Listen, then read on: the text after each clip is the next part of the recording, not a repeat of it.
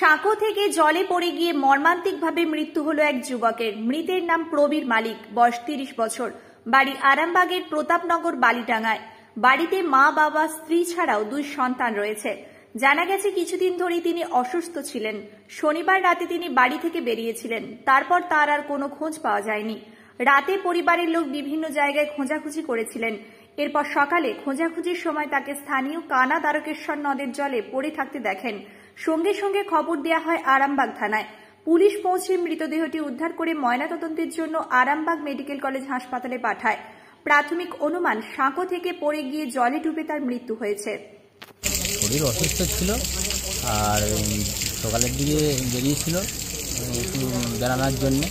এবারে খালটা পার হওয়ার জন্য একটা সরু সাঁকো ছিল, বাঁশের ভিতরে বাঁশ দিয়ে একটা সাঁকো করা ছিল। তো সেখানে যাওয়ার সময় উনি নদীতে পড়ে যায়। পড়ে যাওয়ার পরে তলিয়ে যায় নিচেতে। তারপরে খোঁজাখুঁজি অনেক করা হয়েছিল, পাওয়া যায়নি। আজ সকালে দেহটি ভাসতে দেখা যায়, তারপরে তুলে আনা হয়। কোন নদীতে এটা? আমাদের প্রতাপনগরের সামনে দ্বারকেশ্বর নদী। কানা দ্বারকেশ্বর? টানা। কোথায় বাড়ি? প্রতাপনগর। কি নাম ওনার? ওর নাম প্রবীর মালিক। হ্যাঁ, প্রবীর মালিক। কত বয়স হবে? 30 বছর। বাড়িতে কে কে আছেন? বাড়িতে ওনার স্ত্রী আছে, 2টো ছেলে আছে, বাবা মা আছে। আপনি কে হন? আমি পঞ্চায়েত সমিতির মেম্বার। আর ওনার বাবা এসেছিল সঙ্গে। পোস্টমর্টমের জন্য মর্গে পাঠানো হয়েছিল। ডাক্তারবাবু মৃত বলে ঘোষণা করেছিল। এখানে লিখিতটা করে থানা থেকে নিয়ে যাচ্ছি, হসপিটালে দেবো পোস্টমর্টমের জন্য। উনি কি প্রতিদিনই চান করতে যেতেন? চান না, উনি বেড়াতে গিয়েছিলেন। অসুস্থ ছিল, উনি গেছিলেন। যেতে উনি ওই পা পিছলে বাঁশ থেকে পড়ে যায়। পড়ে যাওয়ার পরেতেই উনি নদীতে তলিয়ে যায়। আপনার নাম? আমার নাম পিন্টু বিশ্বাস। সাঁকোটা ভাঙা না, ওইটা বাঁশ দিয়ে সাঁকো করা। ওখানে একটা বাঁশ দিয়ে সাঁকো করা গেল, স্কুলের ছেলেমেয়েরা যাতায়াত করতো। এখন আপাতত এখন বন্ধ করে দিয়ে জল হয়ে যেত নদীতে। বন্ধ হয়ে যাওয়ার ফলে ওখান দিয়ে ও পায়খানা ফাইখানা মনে হচ্ছে বসতে গেছিলো ওই দিকটা।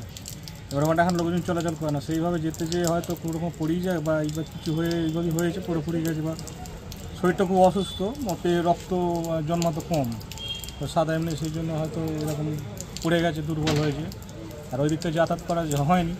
এবার যখন খোঁজাখুঁজি কাল সারা রাত দিন 10টার পর থেকে খোঁজাখুঁজি হচ্ছে, আজকে রাত্রি 9টা পর্যন্ত খোঁজাখুঁজি হয়েছে। তারপর যখন পাওয়া যায় না, সকালেও ওই দিকগুলো খুঁজতে দেখেন একটুখানি ওর জামাটা ভেসে উঠেছে। তারপর আমাকে পুলিশ জানানো হয়, বাড়ির সব লোকজন তুলে নিয়ে আসা হয়। কাল কখন বেরিয়েছিল বাড়িতে? মোটামুটি 9টার ভিতরে।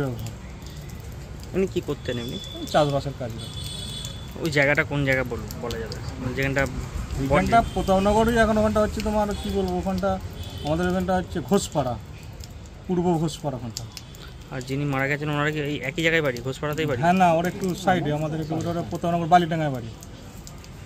আপনি কে হন? আমি বাড়ি পাড়ার কাকা সম্পর্কে কাকা। জল কতটা আছে ওখানে? জল মোটামুটি 6 ফুট, এরকম 6.5 ফুটের মধ্যে। আপনার নাম? আমার নাম সুশীল ধারা। সব ছেড়ে ছুড়ে আমরা তো পালাবই, ফুল স্পিডে দৌড়ে যাবই। আমরা খেলবো, শিখবো, পড়বো, নাচবো, নতুন বন্ধু পাতাবই।